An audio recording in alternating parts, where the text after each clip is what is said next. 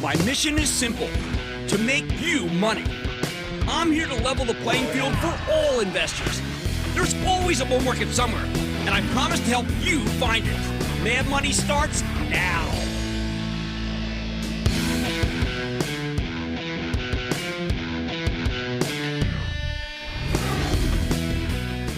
Hey, I'm Cramer.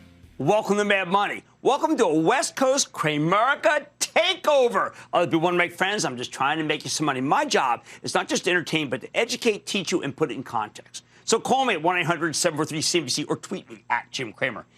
After kind of an ugly day, Dow shed 113 points, S&P lost 0.38%, and the Nasdaq declined 0.51%. I'm not going to waste your time tonight with more hand-wringing about the status of the trade talks. I'd rather highlight an opportunity that works regardless of how things play out with China. Because, look, for all we know, the trade tussle, it could be with us for ages, and I don't want you missing out on some amazing opportunities that we see out here that aren't bound by the narrow confines of the PRC versus the United States. So let me lay it all out for you. Thousands of companies are in trouble right now because they don't know how to deal with technology. They don't understand the Salesforce economy. They don't get Square's payment system or Okta's cybersecurity or PagerDuty's always-on mentality. If you want to compete in this environment, having the right tech gives you an enormous edge. That's the core thesis behind so many of these software as a service plays we talk about. Hey, by the way, it's why Target, I think, reported a blowout quarter, not that just this morning. And by the way, a lot of that, of course, was Brian Cornell knowing how to use technology. And that's not long after Kohl's reported a hideous shortfall yesterday. Target's got the right kind of tech. Kohl's hasn't spent enough on it. More later. There's just one problem with the story. Enterprise-oriented tech, well, it's really hard to grasp or understand. I know.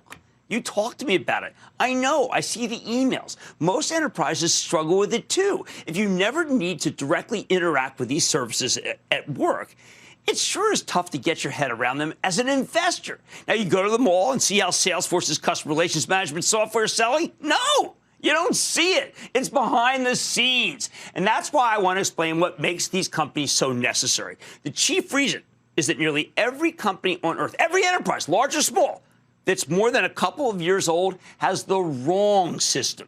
Their old systems aren't customer-centric and cost too much money to manage. Now, you never see this on the consumer side. Unless you work in corporate information technology, you may not even know what a system is. You need to think of it as a complex mechanism that takes in lots of data, stores it, and then helps executives analyze it so that they can make better decisions than the competitors can.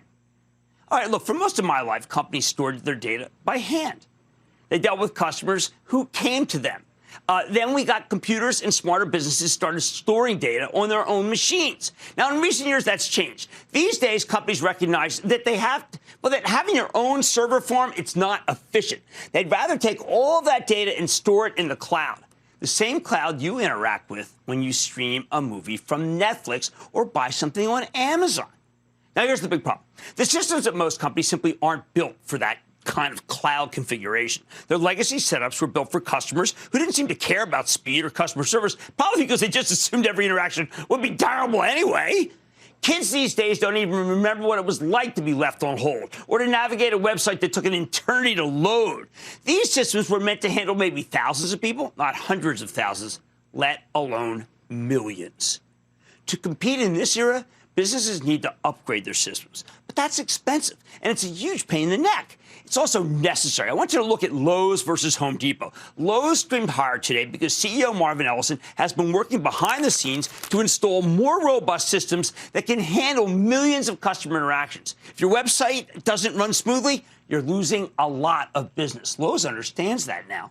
Meanwhile, Home Depot stumbled yesterday because their legacy systems aren't up to snuff, and they can't work fast enough to replace them. That's how they missed the quarter. These days, people expect everything to be frictionless. The moment they hit any kind of problem, any speed bump, they just take their business elsewhere. On top of that, there's another dimension here. Lots of enterprises think that getting the customer is no longer just enough. Won't do it. Salesforce, they know better. Salesforce, it's one of the reasons why their Dreamforce conference gets bigger and bigger by the year. Salesforce understands that landing the customer is merely the beginning, the first step. After that, companies need to know what their customers want, and then they got to keep them happy by any means necessary. Not long ago, Salesforce bought an analytics company called Tableau Software. They shelled out $15.7 billion for it, and I think it was worth every penny because Tableau lets you mine data to reach conclusions that will boost sales. These days, you need the whole suite of products to keep the customer happy. While Salesforce is much more than that, it's still instrumental in the 360-degree customer-pleasing process with, as Mark Benioff tells me, is got truth as its only boundary. Now, once your business goes down this path of trying to please millions of customers, you're going to run into bad actors who want to take advantage of your systems. They'll pretend to be other people to hack into your organization so that they can steal data and cause mayhem. Hackers are a fact of life, which is why companies need to take action before they do any damage, before they wreck the relationship with you. One way to do that is, of course, by building a firewall around your enterprise.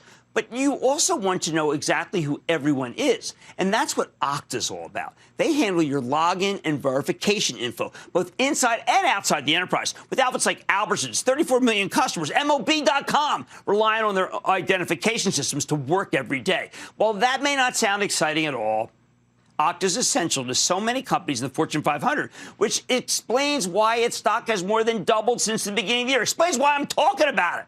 I mean, do I really care about Okta? Well, I like the fact that they employ people, but I care about is trying to make it money. What else? Sometimes I wish I'd gotten into video games. But I'm surrounded by young people who live and die by Call of Duty and Red Dead Redemption 2. Sure, you can buy the stocks of the publishers, Activision Blizzard, and Take-Two Interactive, like them both. But I'd rather dig deeper. What makes these games look so lifelike?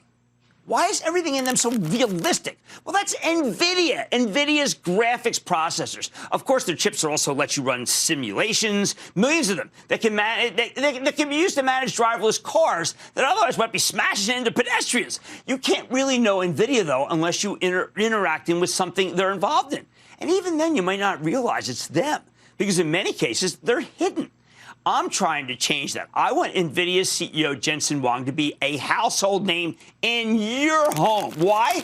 Well, how about because this stock was at $30 4 years ago, and now it's at $211. Need I say more?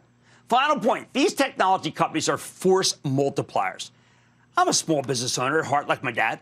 When we opened the DeBarry Inn in Summit, New Jersey, we didn't have any systems. What were systems? Well, it turns out inns have systems. A few years later, thanks to technology, namely Expedia and then Airbnb's Hotel Tonight, we can fill the place. We open a bar San Miguel. I don't know anything. I mean, suddenly I realize how important Square's payments platform is. Point of sale, customer retention, reservations, delivery, website coordination, payroll. I mean, it all starts with Square. Do I want to know Square as a business person? No. Do I want my business to function well? Yes. Do I want you to own stocks that go up?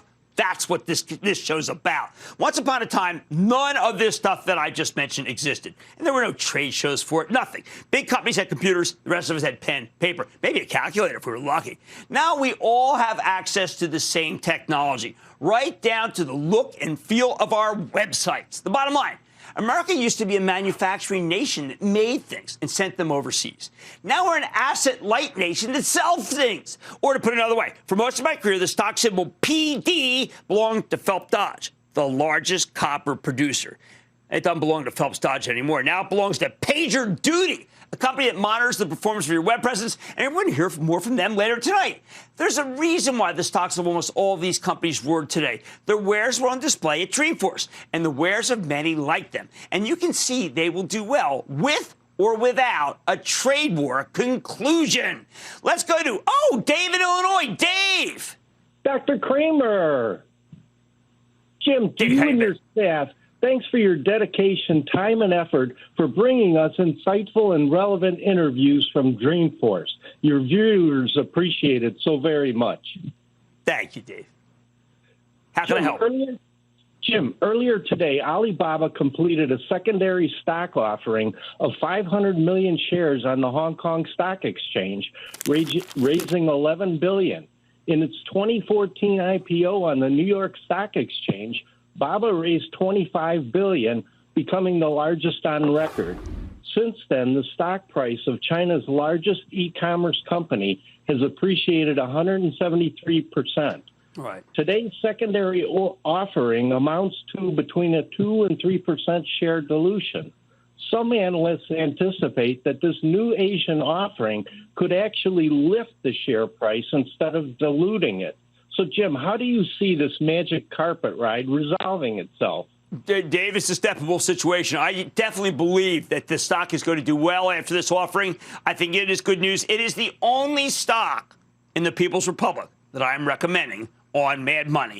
Thank you for your kind words. Tom in Kentucky. Tom. Booyah, Jim. Booyah. Tom from Paris, Kentucky. I want to thank you for your hard work and educating us.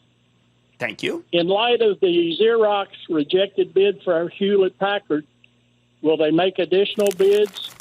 Will Xerox benefit should the acquisition go through? And regardless, what do you think of the future for Xerox? Well, I think Xerox actually needs very much for HP to buy them.